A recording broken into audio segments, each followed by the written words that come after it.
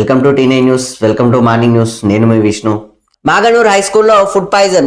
నారాయణపేట జిల్లా మాగనూరు హై స్కూల్లో బుధవారం మధ్యాహ్న భోజనం చేసిన 110 మంది స్టూడెంట్లు అస్వస్థతకు గురయ్యారు.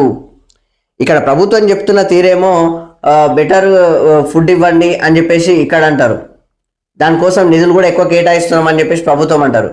ఇక్కడనేమో పిల్లలకు మాత్రం ఇట్లా ఫుడ్ పాయిజన్. ఆడ ప్రాణాలు పోతే ఎవరైతారయ్యా నాకు అర్థం కాదు. వాళ్ళ తల్లిదండ్రులతో ట్యాక్సులు తీసుకుంటలేరా? ఆ కుటుంబాలు ట్యాక్సులు కడతలేవా గవర్నమెంట్కు?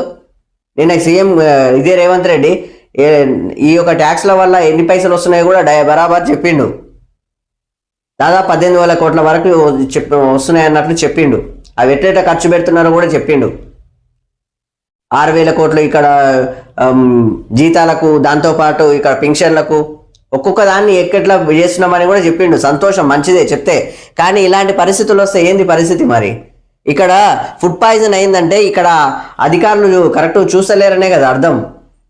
మరి అధికారులు చూడనప్పుడు అక్కడ ప్రభుత్వ వైఫల్యం అవుతుంది కదా. మరి దీన్ని ఏ విధంగా చూడవచ్చు? 110 మంది ఒకవేళ వాళ్ళకి ఏమన్నా అయితే ఎవరి దిక్కు అవుతారు? ఈ ప్రభుత్వం చూస్తుందా? ప్రభుత్వాలు చూస్తుందా? వాళ్ళకి ఎఫెక్ట్ అయితే ఎవడవుతాడు? వాళ్ళకి చదువులు మీకు ఫ్రీగా ఏం చెప్తలేరు కదా.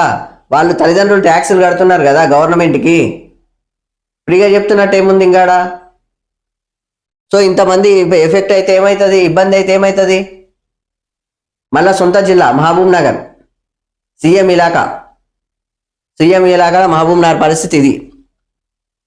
సో దీని మీద సీఎం రేవంత్ రెడ్డి దాంతోపాటు అధికారులు అందరూ జర చూడాలి. ఎందుకంటే ఈ యొక్క ఫుడ్ పాయిజన్ నిన్న మొన్న అయితే ఇక్కడ ఆసిఫాబాద్లో మళ్ళీ ఇక్కడ వచ్చేసి 110 మంది, ఒకరు కాదు రెండు కాదు. ఈ హాస్టల్లో తల్లిదండ్రులు ఎంత బాధపడతారు, ఎంత ఏడుస్తారు? చేతికొచ్చే పిల్లలబ్బా ఇట్లా ఉంటే ఎంత? రాష్ట్ర భవిష్యత్తు పిల్లలంటే మీకు తెలియదేముంది?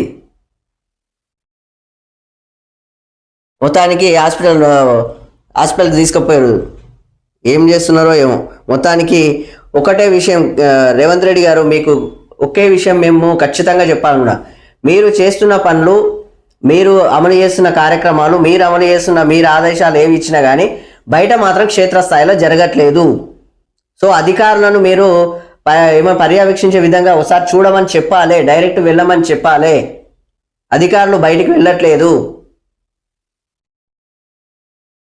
ఇక్కడ హాస్టళ్లలో ఏం జరుగుతుందని చెప్పేసి అక్కడ ఉన్న కలెక్టర్లు ఏం చేస్తున్నారు, అక్కడ అధికారులు ఏం చేస్తున్నారు? ఫుడ్ పాయిజన్ అయిపోతే వాళ్ళకి ఏమన్నా అయితే ఎవడైతాడు? ఒకసారి మీరు అరుచుకోవాలి కదా. విపక్షాలను బూతులు తిట్టడమే ఒక పనిగా కాదు, ఇక్కడ వీళ్ళ మీద కూడా అరుచుకోండి దయచేసి. మేము రిక్వెస్ట్ చేస్తున్నాం. ఎందుకంటే నారాయణపేట అంటే సీఎం ఇలాకానే, మీ ఇలాకానే సార్. మహబూబ్ నగర్ నా సొంత జిల్లా. సో దయచేసి దాని మీద ప్రత్యేక ఫోకస్ పెట్టండి. విద్యార్థులకు ఏమన్నా అయితే ఎవడు కాడు మళ్ళా.